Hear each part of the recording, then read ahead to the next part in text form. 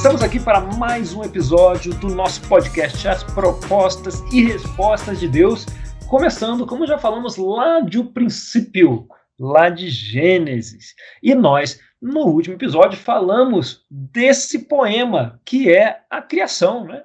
Começa lá, quando o Espírito de Deus ali pairava sobre o abismo e termina quando Deus paira sobre sua criação, ele descansa no sétimo dia.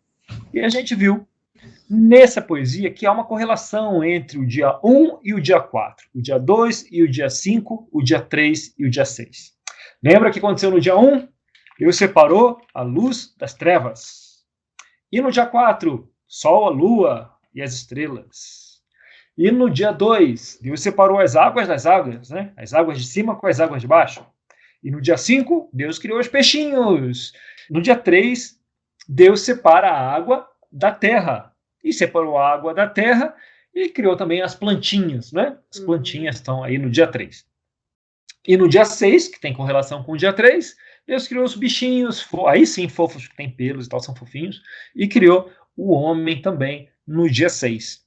Então, 1, 2, 3, 4, 5, 6. 1 com 4, 2 com 5, 3 com 6. Né? E chamamos isso, esse tipo de poema que tem essa estrutura, no caso, ABC, ABC, né? É de quiasma. Quiasma.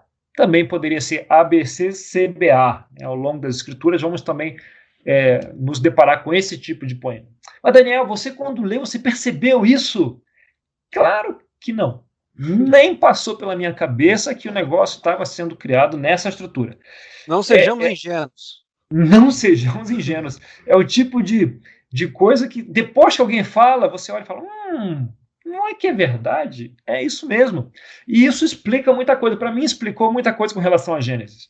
Porque eu fiz as pazes com Gênesis quando eu aprendi isso. Porque eu vi que as plantas criadas no dia 3 vieram antes do sol, criado no dia 4. Como é que pode?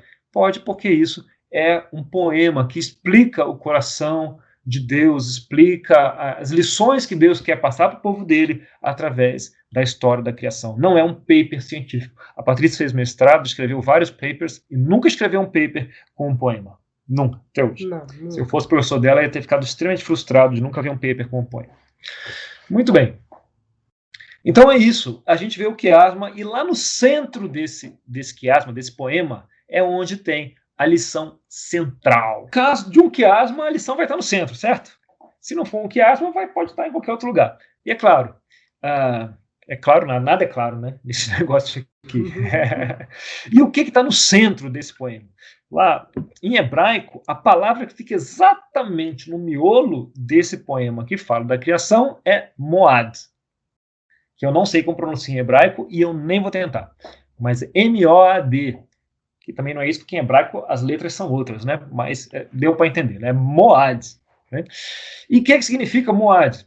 Moad significa a temporada de festival, na estação, significa descanso, como o Shabbat, como o sábado, né? Descanso. O que é interessante. Lembra o que tinha ali antes da criação? O que tinha antes da criação? Nada. Nada. O que Deus fez depois da criação? Nada. Nada. E o que tem exatamente no centro? Nada. A criação. Pois é, um descanso, né? Moad. Um descanso, nada. Uma temporada festiva, um feriado, né? Um sábado. É o que tem no centro de tudo. E aí, você pode perguntar. Caramba, Daniel, por que Moad está no centro de tudo? Deus está falando da criação. O que isso tem a ver com feriado, com descanso? O que tem a ver com isso? Vamos lá. Quem é que estava ouvindo essa história pela primeira vez, quando ela foi escrita? Moisés? Moisés aí a tradição nos diz que isso foi escrito por Moisés, né? Alguém lá um contemporâneo de Moisés. Né? Então, quem eram os ouvintes dessa história? O povo hebreu. O povo hebreu. E o povo hebreu, a Bíblia nos fala que eles foram escravos 430 anos, fazendo tijolos. Ou seja, os egípcios, né, que dominavam sobre eles, esperavam que eles fizessem tijolos. Esperavam que eles fizessem tijolos Quantos dias por semana? 7. E quantas horas por dia eles tinham que trabalhar? O máximo de horas possíveis. Nessa época não tinha CLT, aí, mano, aí o céu é o limite. O céu, exato, o céu é o limite. E o que definiu as horas possíveis? O sol. Produção, quanto eles produziam. O sol, né? Não produzia à noite, não é verdade? O tempo de sol que ia dizer quanto tempo que eles podiam produzir. Eles trabalhavam, é o famoso de sol a sol, né? Era o que o escravo produzia. Os egípcios supervisores podiam até trocar, mas os escravos tinham que trabalhar de sol a sol 7 dias por semana. E aí, de repente, eles são chamados aí, né? Tem a oportunidade aí, sob a liderança de Moisés, de sair do Egito. E o valor deles, lembra, o Egito era quem dominava, o Egito era o império, né? Tinha um faraó e era um império egípcio ali, era um império. E o império tinha uma narrativa, né? Tinha uma visão. Na visão do império, no ponto de vista do império, o valor de um hebreu era medido em quê? Como se media o valor de um hebreu? Pelo quanto ele produzia. Tijolos. Exato, quanto ele produzia, tijolos. Então, esse cara aqui, que é focado e tal, ele vale, não sei quanto produzia um escravo, 300 tijolos por dia. Esse aqui que é preguiçoso, esse vale 100 tijolos por dia. E ele tinha que produzir todo dia a cota de tijolos. Quem produzia menos apanhava, né? E era punido de várias formas. E se ele não conseguisse produzir, ele podia ser dispensado como escravo, o que era bem grave, porque não ia ter como comer, prover para a família, e talvez ele não ia poder proteger a família, a esposa, as filhas, imagina isso. O que poderia acontecer, não é? Então, essa era a narrativa do império egípcio, a narrativa do império, de quem tinha, de quem dominava sobre os hebreus. Então, por 400 anos, eles tinham o valor deles medido em tijolos, né? O que eles produziam. E aí, eles saem, então, do Egito e começam a conhecer, por meio aí de quem escreveu o princípio, né, a história da criação, a história de Gênesis. E nessa história, a primeira coisa que Deus está ensinando para eles aqui começa com nada, cria o mundo em 6 dias, e no 7º dia ele descansa. E no meio disso tudo, tem uma palavra aí exata que significa aí um descanso, um sábado.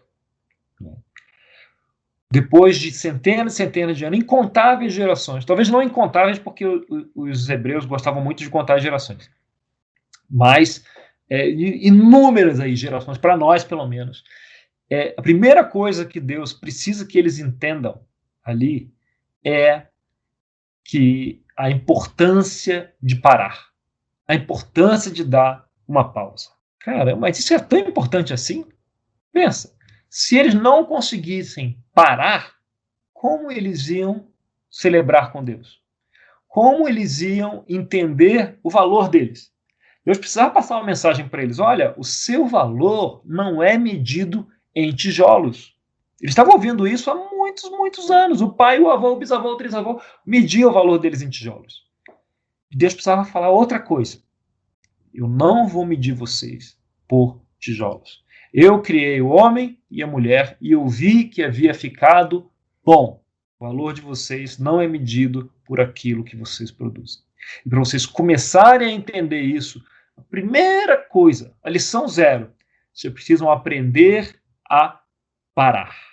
Aprender a dar uma pausa para tudo aqui em volta. Por quê? Porque basta, é suficiente. Quando Deus criou os 6 dias, e a tarde e a manhã, primeiro dia, segundo, no 6º dia, e a tarde e a manhã do 7º dia, Deus viu que havia ficado bom, e então ele descansou. Será que não tem nada mais nesse mundo que você olha e fala, poxa, mas isso aqui podia ter ficado melhor? A gente até pode ter uma opinião aqui ali de algumas coisas que a gente acha que podia ter ficado melhor. Eu acho que laranja sem caroço é mais legal. Mas não é assim que Deus pensa, né? Ele fez em 6 dias. E ele falou, ficou bom, ficou sustentável. A vida vai seguir adiante sozinha. Né?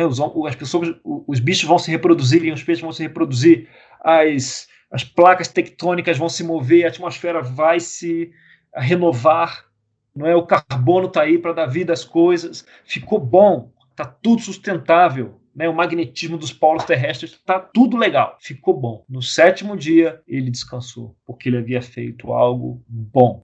Pô, mas não ficou perfeito. Deus é perfeito. E ele criou um mundo sustentável. Ele não criou o mundo para ser perfeito, ele criou algo bom. E no 7º dia, ele descansou. Era o suficiente. Existe um dos nomes de Deus, é El Shaddai, né? Já ouviram esse nome? Já. El Shaddai? Pois é, a gente não sabe se é El Shaddai mesmo, porque o tal do hebraico só tem as consoantes, né? Então você tem as consoantes aí de El Shaddai. E muitos mestres judaicos estudiosos dizem que as consoantes de El Shaddai significa o Deus que sabe quando é o suficiente. O Deus que sabe quando é o suficiente. O Deus que sabe dizer basta, tá bom. Dizer já tá bom. Não é isso que é El Shaddai. Quer dizer, El Shaddai foi traduzido como todo-poderoso, né? Algo assim. Mas essa tradução não reflete muito bem o que significam essas consoantes. Então, diria que a doutrina majoritária aí dos mestres é isso. É o Deus que sabe quando dizer que tá bom, não preciso continuar trabalhando.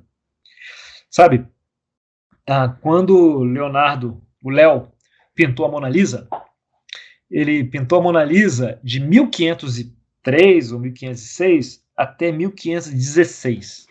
Nossa. É aquele quadrinho, assim, que é menor do que o quadro que você tem em casa, do que o espelho que você tem em casa. Pequenininho o quadrinho. Passou 1,5 décadas quase pintando esse negócio. E, na verdade, acredita-se que ele não parou, porque o quadro estava no estúdio dele. Quando ele morreu, entraram lá e acharam no estúdio dele o quadro. Né? Nunca terminou a Mona Lisa. Ele morreu antes de fazer as sobrancelhas. Por aí, ele estava cheio de planos para a Mona Lisa quando ele morreu. Por outro lado, Michelangelo, quando criou Davi, ele criou de 1501 a 1504 Davi. Aquela estátua de mármore que vocês já viram foto, com certeza, está lá na Escola de Belas Artes da França. É uma estatuazinha de 5 metros, mais de 5 metros, aquela estátua de mármore. E teve uma hora que ele olhou para aquilo lá e falou, cara, se eu enfiar o cinzel aqui e der mais uma martelada nesse troço, vai ficar pior, porque já estava bom, basta, não precisava criar mais nada. Né? Esse é mais coerente com o que Deus fez. Ele criou tudo e falou, basta, posso descansar, já está bom.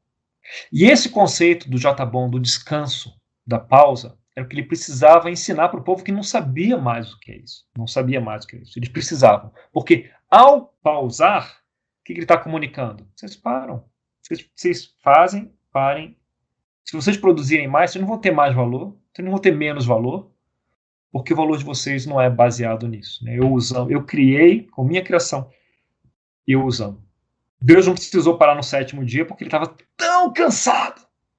Que ele estava absolutamente extenuado, com dor de cabeça, precisava deitar no escuro. Assim, não, né? É ridículo. Imagina Deus cansado, Deus precisando dormir. A noção é ridícula, não era isso.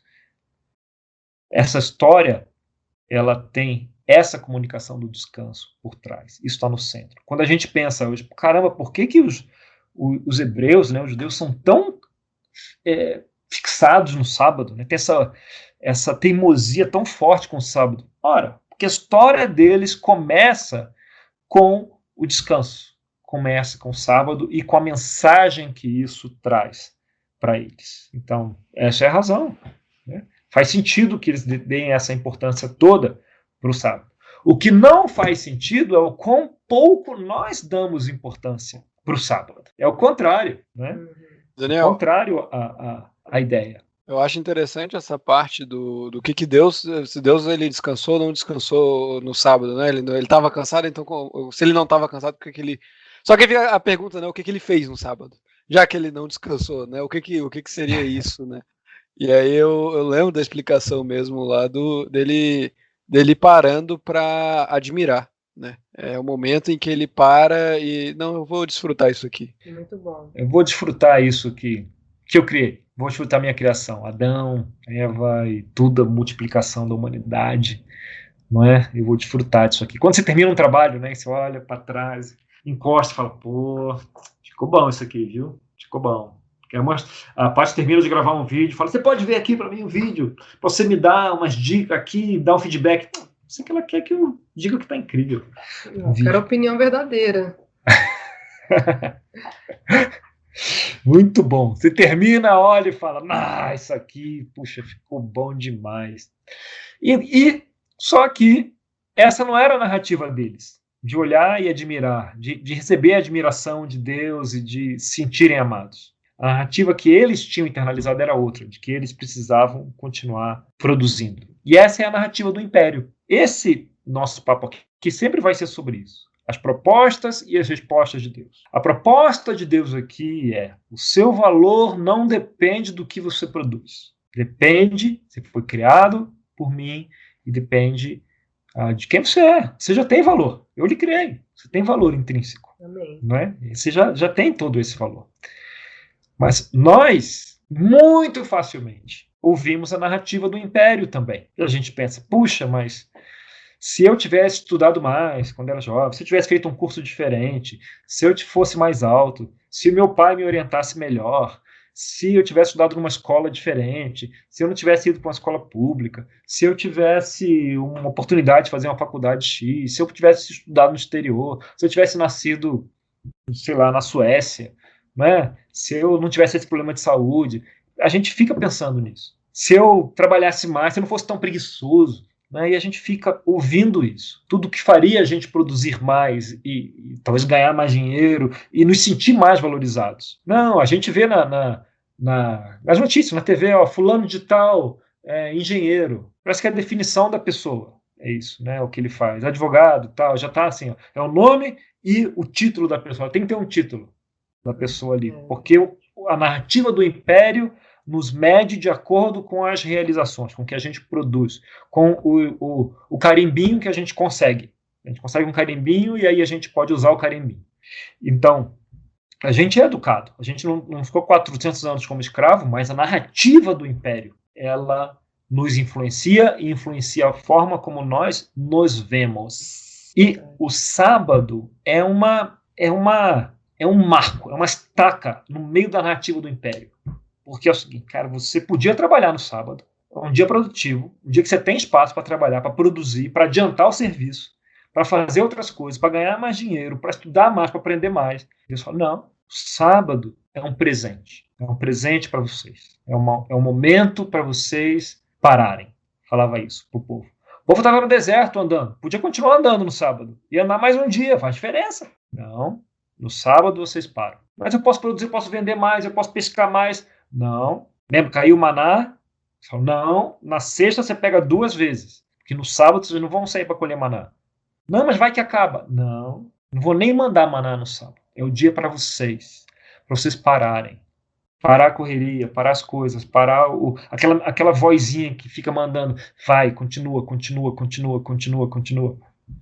Não, mas eu gosto de trabalhar.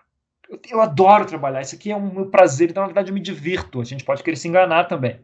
Você fala, não. Aliás, foi por isso que Deus fez do sábado um mandamento lá na lei, né, dos judeus. Fez um mandamento, porque ele sabia que desse, olha, é um presente, tá? Você usa quando quiser. Eles iam usar? Não iam usar no sábado. Um ou outro ia usar. Quem já ficava de bobeira mesmo ia falar, não, agora eu tô no sábado. Mas o pessoal que metia a mão na massa, né, que fazia o império andar, o país andar, esses não iam usar o sábado, eu queria continuar trabalhando. Mas Deus fala, não, o sábado é um presente, para lembrar vocês de que vocês não são medidos pelo que vocês produzem, mas por quem vocês são, a forma como eu os criei. Essa mensagem é ridiculamente poderosa, muito poderosa. E é por isso que lá na origem, né, os judeus valorizam tanto o sábado, esse presente, levam tão a sério isso, a ponto de criar umas regras que para nós não fazem muito sentido, né? Mas esse é o espírito por trás. E nós, em vez de olhar isso, achar muito estranho esse negócio de não fazer nada no sábado, temos um tanto que aprender com isso. Desde que eu tenho estudado um pouco mais desses assuntos, eu tenho tentado parar mais no sábado, reduzir o ritmo no sábado. E eu vou te falar, não é fácil. Eu vejo, não vou adiantar só um pouquinho as coisas aqui, porque a segunda-feira vai ficar mais leve se eu adiantar isso aqui no sábado. Não vou resolver isso aqui e aquilo lá, porque vai ficar mais fácil. Eu tenho 30 processos para fazer que eu vou ter que fazer em algum momento. Por que não fazer um pouquinho no sábado que eu estou tranquilo aqui? Eu tenho isso e aquilo. Ou outra coisa. Estou falando aqui de trabalho mesmo, né? Ou outra coisa. Não, sábado é o tempo que eu tenho para lavar a roupa. E aí eu vou lavar roupa e eu vou passar porque é o sábado, Aham. que é o momento, né? Quantas pessoas não pensam assim? É hora de passar. Não, sábado é hora de limpar a casa e fazer faxina, porque senão vai ficar. Não, sábado é hora de fazer todas as minhas edições de vídeos e de música que eu tenho que fazer o tempo todo, porque quando eu tenho um pouco mais de tempo, né? É o sábado que eu vou fazer todas as lives, eu vou fazer isso e aquilo. Então, o presente de Deus para nós, é isso, ao sábado, reduz, desacelera, cria um espaço para mim aqui, para você meditar em mim, para você meditar em você mesmo, para você admirar a criação, para você olhar as borboletas, para você ler um livro com calma, para você deitar numa rede, para você desfrutar de um Ir filme, pro pontão. ir para o pontão, exato, para isso. E o mais interessante é que a gente pensa, então é só eu não fazer nada no sábado e ficar descansando. Tranquilo. É muito difícil, é difícil demais, porque para nós, imagina, para quem guarda o sábado, mesmo, né, religiosamente, é aquela coisa, poxa, a louça tá bagunçada, mas vai ficar assim. A roupa podia estar dobrada, não, mas vai ficar assim. Eu não vou fazer a barba no sábado. Eu não vou. A cama, qualquer coisa que traga um pouco de um incômodo no trabalho. Claro, cuidar de criança às vezes não tem muito jeito, né? Tem que alimentar a criança. Mas outras coisas que trazem esse incômodo de trabalho e tal, você pensa, não, esse é o sábado. Qual é a mensagem do sábado? Descansar, brincar, Deus me ama. Descansar, se divertir, Deus me ama. É um presente. Paro, eu brinco, Deus me ama. Essa é a mensagem do sábado. É a mensagem que está no coração de Gênesis, no coração do primeiro poema que começa, que dá início à Bíblia. Desligar aquele botão que fala, vai, anda, anda, anda, anda, anda, não para, anda, anda. Sábado é a hora que você consegue tocar os outros projetos que você não consegue durante a semana, para você poder trabalhar e ganhar dinheiro no futuro, ou fazer isso. Sábado. Quem trata, cuida do sábado, cozinha antes, cozinha na sexta-feira, igual maná, porção dupla, para não precisar cozinhar no sábado, né? E aí, só descansar, brincar, Deus me ama. Eu gostaria de falar para vocês que eu faço isso, mas eu não faço. Eu estou tentando proteger mais o sábado. Vivo aqui no mundo ocidental, não fui criado na cultura judaica, não me tornarei um judeu, mas quanto mais eu entendo o valor do presente de Deus, do sábado, mais na verdade me emociona isso, de eu pensar quanto Deus me ama. É mais fácil para mim sentir o amor de Deus, perceber o amor de Deus, se eu conseguir parar o sábado. E também foi mais fácil para mim entender por que é um dos 10 mandamentos guardar o sábado. E não foi dada uma opção, que se fosse dada uma opção, eles não receberiam um presente. Por isso precisou ser uma ordem. Eu gosto de pensar nessa parte do e se não, e se. Porque quando... Eu tô na mesma que a sua, né, Daniel? Eu não respeito o sábado tanto quanto eu imagino que seja o ideal. Mas eu fico imaginando que sempre quando eu tenho alguma coisa para fazer e eu penso, não, mas eu preciso fazer isso agora, eu penso, e se eu não fizer? O que vai acontecer? O mundo vai acabar? Deus não me ama? Deus vai parar de cuidar de mim se as coisas derem errado porque eu separei esse tempo? É um momento de confiança em Deus, é um momento de eu lembrar que Ele vai estar por trás de tudo que acontecer depois. E assim vem o descanso que eu vejo, né? Que do tipo, o que quer que eu faça ou deixe de fazer, Deus vai estar cuidando. Exato. É um exercício de confiança também, né? De confiar no que Deus, no presente de Deus. Deus, você vai confiar em quem? Que não parar é dar ouvido à narrativa do império, à narrativa dos tijolos. E parar é dar ouvidos para a narrativa de Deus. Então, o que é o sábado, né? O pessoal se reúne, é um dia comunitário, é um dia de pensar em Deus. A gente os escravos tinham 0 dias por semana. E não tinha nem semana, só tinha luz e, né, dia e noite, sol e lua. Nós temos um fim de semana com 2 dias. Será que não dá para separar um, para guardar? Então, esse é o espírito, é o que está no centro desse primeiro poema. É o espírito da primeira lição que Deus deu para o povo para começar a conversar. Depois tem as conversas, na próxima semana a gente vai falar de Gênesis 2, um pouco de Gênesis 3, para começar a conversa. Para eles terem a noção do que é ser amado. E para mim, é difícil perceber esse amor de Deus. Deus me ama, eu sei disso. Mas difícil sentir, perceber no coração esse amor de Deus. Por meio do estudo do sábado, eu sinto uma coceirinha, sabe? Fala, puxa, cara, isso é tão legal. Esse presente é tão legal. Poder parar é tão legal. Por quê? Porque eu sinto culpa. Quando eu tô parado, eu não tô produzindo, eu não tô fazendo algo de útil, eu me sinto culpado. Eu me sinto preguiçoso, eu me sinto improdutivo, eu sinto que eu tô desperdiçando minhas habilidades, eu podia estar fazendo outra coisa, entende? Aí Deus fala, não, descanse, brinque, eu te amo. É a graça de Deus. Exato, é a graça de Deus. Tá? Então com isso a gente fecha esse ponto aqui, depois vamos passar para a criação do homem, da mulher, de Adão, de Eva, né? Começar com essa história da queda e continuar ouvindo as propostas e as respostas de Deus.